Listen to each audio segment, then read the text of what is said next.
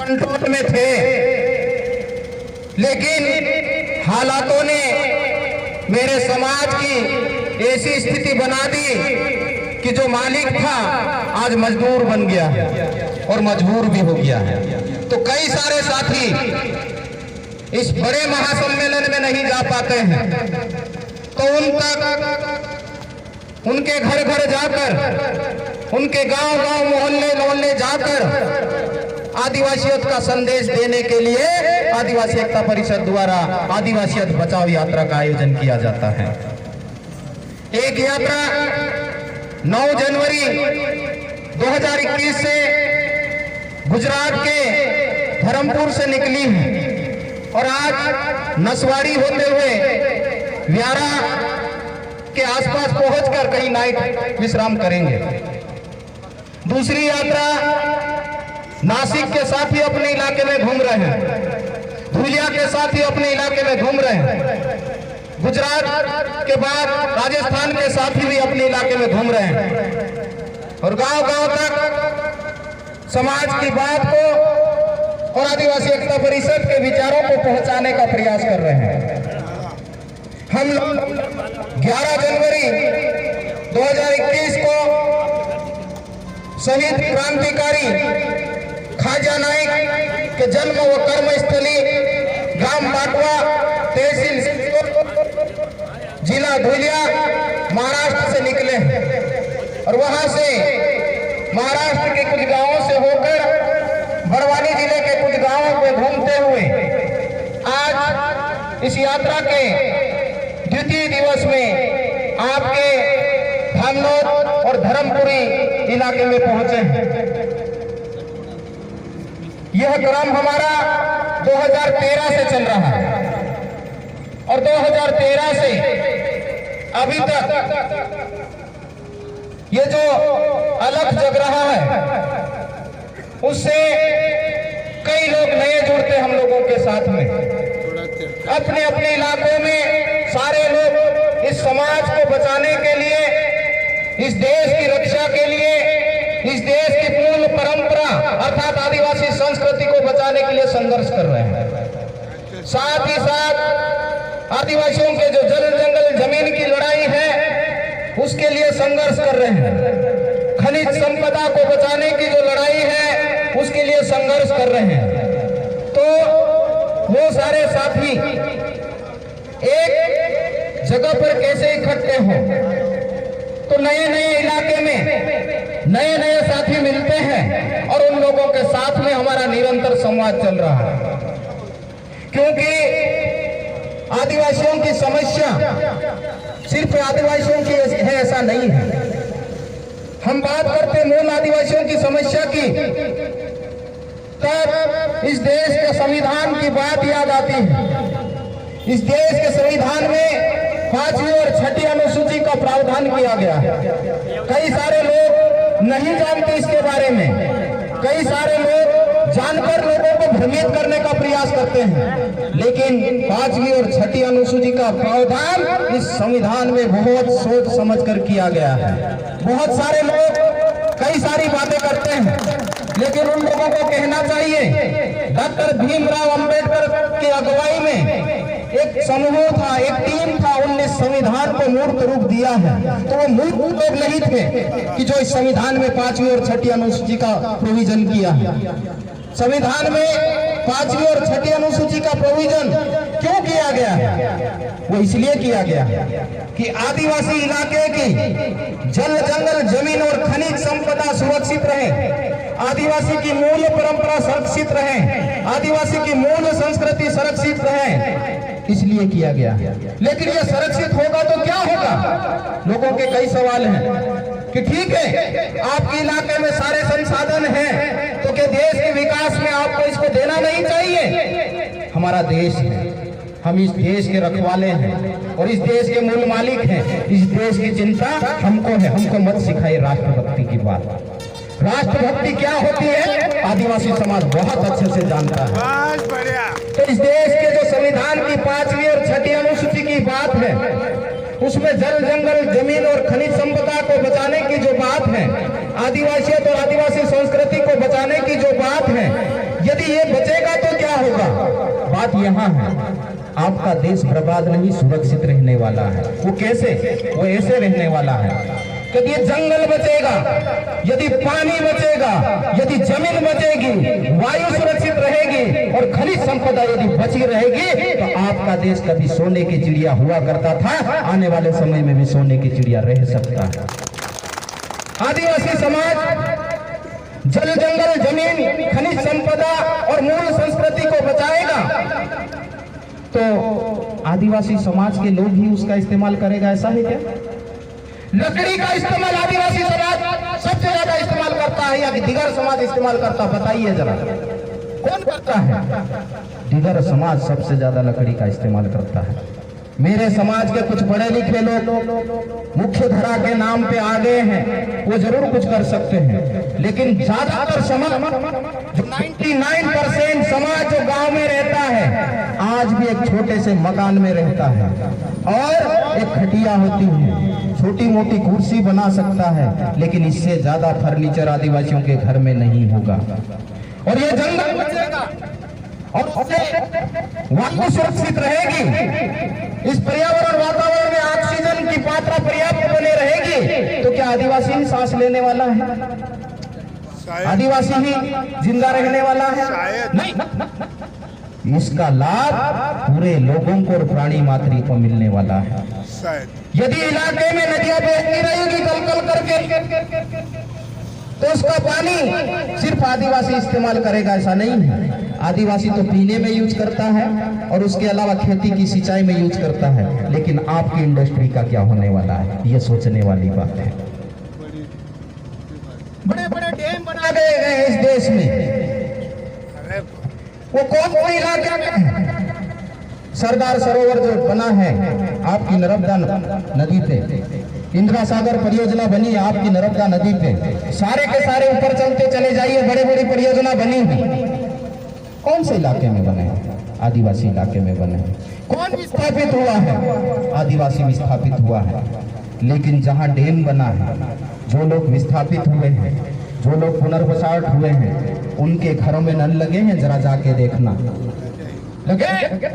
जवाब दीजिए, नहीं लगे हैं ना? उनको 24 घंटे बिजली मिलती है? नहीं मिलती है।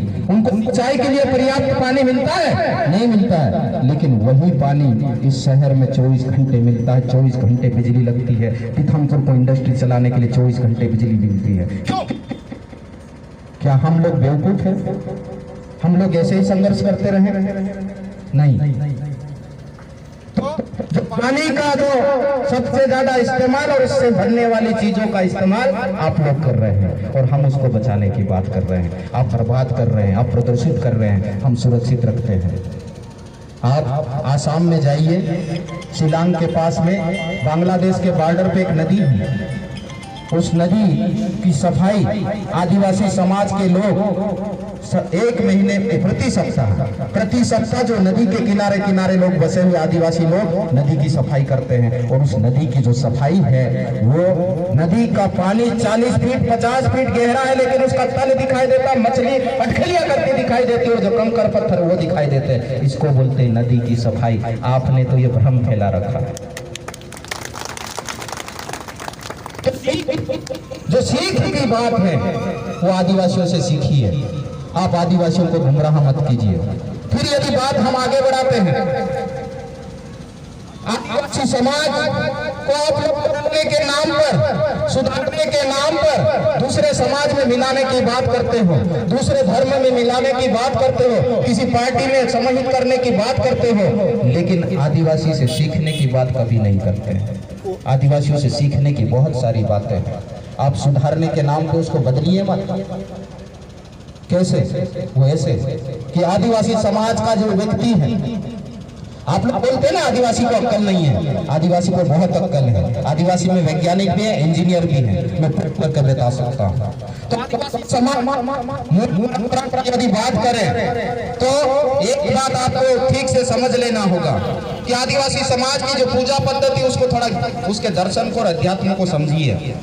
आदिवासी समाज जब पूजा करता है तो हमारे उधर जो बोलता है, आपके यहाँ का तो बोलेगा थोड़ी सी भिली और शायद निमाड़ी में बोलेगा, पर हमारे यहाँ क्या कहता है? शुभ मारे दिन दाड़े पहुने बाजली चांद ने सुनी मल धरती माता बुए आंगवा ने काने मेहरा आमु गांडा गेला मंचा आमु यो करने बाजरी हमरे से गलती हो रही ये प्रकृति माता मामू काजे माफ कर जी। समझ में नहीं आया से आ गया। लेकिन वो जो आदिवासी जिसको आप गंवार बोलते हो उसकी बुद्धि को देखिए आप लोग। वो बोलता है ये चांद है सूरज ये धरती आकाश पाताल पानी,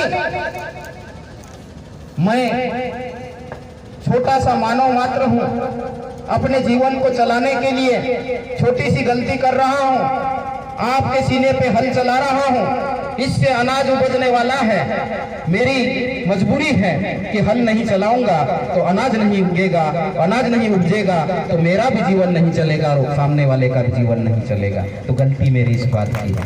ये पूजा करता है, आप हमको पूजा की पद्धति सिखाओगे, हमको जीने की कला सिखाओगे, फिर वो आगे तो आप लोग देखिए यहाँ कुछ बदलाव आ गया, वो बात अलग है, लेकिन जो मूल परंपरा है तो आदिवासी समाज हाथ में अनाज लेता है पूजा करते टाइम में, पानी लोटे में लेता है और धरती की पूजा करता है, पानी की पूजा करता है, हवा की पूजा करता है, जंगल की पूजा करता है, आसपास के पर्यावरण वातावरण और पूजा करता है। अर्थात आदिवासी समाज अंधविश्वास में विश्वास नहीं करता है, व्यक्तिवाद में विश्वास नहीं करता है, आदिवासी समाज वास्तविकता में जीता है। अर्थात जो हमारे पूर्वज हैं जिसको या मैंने देखा है या मेरे बेटा ने देखा है या मेरे दादा ने देखा है या परदादा ने देखा है, अर्थात हमारे पूर्वज और जो आसपास के जो चीजें हैं जिसको मैंने देखा है महसूस किया है, यदि इसका सम्मान नहीं करूंगा, यदि ये चीजें नहीं होगी तो जीवन चलने वाला नहीं है, सिर्फ मेरा नहीं पूरी दुनिया का जीवन चलने वाला नहीं है। ये आदिवासी समाज की पूजा पद्धति है।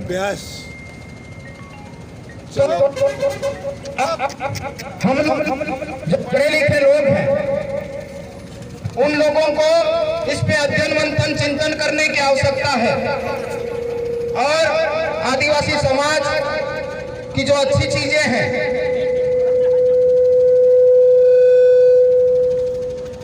थैंक यू, आदिवासी समाज की जो अच्छी चीजें हैं वो दुनिया के सामने लाने की जरूरत है। और ये कौन करेगा? आखिरी बात पे मैं आता हूँ। डॉक्टर गजेंद्र लावा जी मंच पे हैं, सामने खड़े थे, तालियों के गड़गड़ाहट से उनका स्वागत अभिनंदन कीजिए। ये जो काम है आखिर कौन करने वाला? तो ये जो काम है वो जयस के युवा करेंगे। कौन करेगा? जयस के युवा करेंगे। क्या काम करेंगे? मेरे समाज का अध्ययन करेंगे, जुगर व्यवस्था का अध्ययन करेंगे, तुलनात्मक अध्ययन करेंगे, अच्छी चीज को निकाल के समाज के सामने ले जाएंगे। और आदिवासी समाज के जो बुजुर्ग लोग हैं, जो विद्वान लोग हैं, उन लोगों के ऊपर बड़ी चुनौती है, उन लोगों के सामने बड़ी डगर है। हम लोगों को भील भिलाला बारेला पटलिया गोंड कोरको गामित वसावा में बटना नहीं है। क्यों नहीं बटना है? तो इसलिए नहीं बटना है कि मेरी बोली अलग हो सकती है, मेरी बोली निमाड़ी हो सकती है, बारेली हो सकती है, भीली हो सकती है, गामित हो सकती है, वसावी हो सकती है, गोंडी हो सकती है, लेकिन मेरी मातृभाषा अपनी एक अलग पहचान रखती है। मैं पूजा करूंगा तो झाड़ की पूजा करूंगा, मेरा भाई यहाँ का भील है वो भी झाड़ की पूजा करेगा, वो झाड़ अलग हो सकता है। मैं पूजा करूंगा पशु पक्षी की, मेरा भाई भी पशु पक्षी की पूजा करेगा। अर्थात आदिवासियों का अध्यात्म और दर्शन एक ही है पूरी देश और दुनिया का। तो हमें दुश्मन ने अलग अलग जातियों में बांट के रखा है और राजनीति के नाम पे बांट के रखा है, उनके स्वार्थ के नाम पे बांट के रखा है। उनसे हमको निकल के ऊपर आने की जरूरत है और आदिवासियों के नाम पे इकट्ठा होने की जरूरत है। और ये सिर्फ इतनी बात नहीं है, बात थोड़ी सी बड़ी है। इस देश के संविधान में माननीय जयपाल सिंह मुंडा जी संघर्ष करते रहे कि देश में जो संविधान बन रहा है उसे आदिवासी शब्द शामिल कीजिए उसमें। लेकिन ठीक है, वो नहीं जीत पाए, कोई बात नहीं, मेरे देश के युवा संघर्ष करें, कभी न कभी जीतेंगे। उसमें शब्द लिखा है अनुसूचित जनजाति, वहां ऐसा नहीं लिखा कि भीलों के लिए अलग प्रोविजन है, बारेला के लिए अलग प्रोविजन है, गोंडों के लिए प्रोविजन अलग है, ऐसा कम्युनिटी वाइज प्रोविजन नहीं है। तो फिर हम लोग क्यों बट रहे हैं? हम लोगों को इससे निकल के ऊपर आना, हम लोगों का आदिवासी के नाम पे इकट्ठा होना। ठीक है, हम लोगों की बोली अलग हो सकती है, कुछ परंपराएं अलग हो सकती है, लेकिन मूल में जाओगे कि एक ही चीज मिलेगी। तो हम लोगों को आने वाले समय में कुछ ऐसे उदाहरण स्थापित करना होगा, कुछ सक्षम लोगों को ऐसे उदाहरण स्थापित करना होगा कि हम लोग बेटी व्यवहार, जो रोटी व्यवहार सब में करते हैं, लेकिन बेटी व्यवहार आज हम नहीं कर रहे हैं, तो समाज को संगठित करने के लिए बेटी व्यवहार भी हम लोगों को सभी समुदाय में करना होगा, और ये बड़े स्तर पे करना होगा। कुछ जो अच्छी परंपरा उसको हम ले जाएंगे आगे, लेकिन कुछ जो चीजें हैं उसको हमको समझने की जरूरत है। Thank you. मैं साथी का इशारा समझ रहा हूं, मैं आखिरी बात करता हूं कि ये जो इलाका है आप लोगों का, पिछले कुछ समय से आप लोगों ने अलग जगाया है, उसमें हमारे पाजीलाल मेहरा जैसे जनप्रतिनिधियों का भी अहम योगदान है। पिछले 9 अगस्त पे, अभी तो कोरोना की वजह से हम इंदौर में 9 अगस्त का कार्यक्रम नहीं कर पाए, लेकिन उससे पहले साल जब 9 अगस्त का कार्यक्रम किए थे, तब इंदौर में आज भी ऐसा जन समुदाय इकट्ठा नहीं हुआ होगा जैसे आदिवासियों के 9 अगस्त के प्रोग्राम में हुआ होगा। इंदौर में मंत्री थे, लेकिन ठीक है, उनकी कुछ मजबूरी थी, हम नहीं समझ, कोई बात नहीं, लेकिन पाजीलाल मेहरा जी को हमने याद किया कि मान लीजिए आप इंदौर आइए, कुछ समय के लिए हमारे आदिवासी समाज की शोभा बढ़ाइए। आप आए और वहां पर लोगों को संबोधित किया, और वहां पे कुछ अहम बातें की आपने, तो आज भी वहां के लोग याद करते हैं। तो हमारे जो जनप्रतिनिधि हैं वो ठीक है, कोई बीजेपी में हो सकता है, कोई कांग्रेस में हो सकता है, कोई सपा में हो सकता है, कोई बसपा में हो सकता है, लेकिन जब दूसरे समाज के लोग सामाजिक कार्यक्रम में समाज का प्रतिनिधि और समाज का व्यक्ति बन के शामिल होते हैं, तो मेरे समाज के लोग क्यों नहीं शामिल हो सकते? मेरे समाज के लोगों को भी ठीक है, माननीय सम्मानीय विधायक महोदय, लोकतंत्र में लोगों ने इसे इन्हें चुन के बनाया, वर्तमान समय में इस इलाके के राजा हैं, लेकिन क्या सिर्फ कांग्रेस के हैं? नहीं, पूरे इलाके के राजा हैं। जिसने वोट दिया तो अच्छा, नहीं वोट दिया तो अच्छा। क्या ये थोड़ी सी कॉन्सेप्ट समझने की बात है? लोग बोलते हैं बीजेपी की सरकार है, कांग्रेस की सरकार है, हम बोलते हैं मध्य प्रदेश की सरकार है। वो ठीक है, एक समय के लिए हो सकता है, चुनाव लड़ने तक हो सकता है, लेकिन क्या जो बीजेपी का आदमी है उसकी सरकार नहीं है आप? क्या उसके एमएलए नहीं है आप? क्या आप उसके कलेक्टर नहीं है? आप कलेक्टर, एमएलए और सांसद सबके हैं। तो ये बात यहाँ पर समझने की है। तो ठीक है, आप लोग अपने यहाँ पे जो आचार संहिता बनी उसको फॉलो कीजिए, हम आपके साथ हैं। लेकिन जब समाज की बात हो तो आप अपनी जो आचार संहिता है थोड़ा सा वहाँ रख लीजिए और समाज की आचार संहिता में शामिल कीजिए, हो जाएगा। और ऐसे हो रहा है।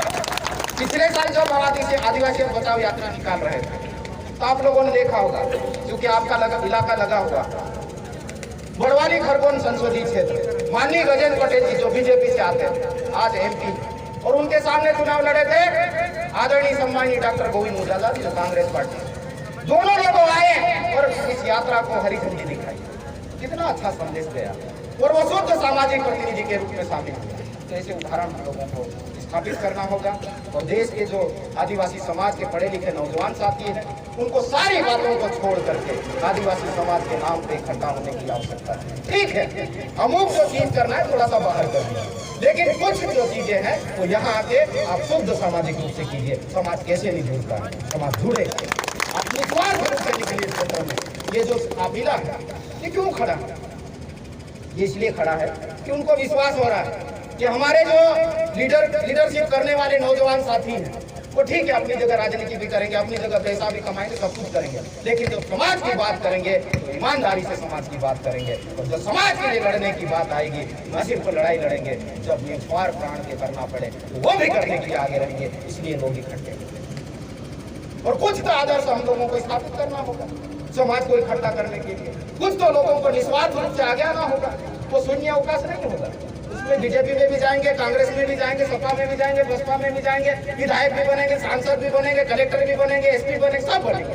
लेकिन कुछ लोग तो ये तय करना पड़ेगा कि नहीं, मुझे कुछ नहीं करना, समाज को इकट्ठा करना और समाज की तरक्की हो जाएगी। मैं आखिरी बात, लंबी बात हुई है, पर इस इलाके के लोग पिछले 9 अगस्त पे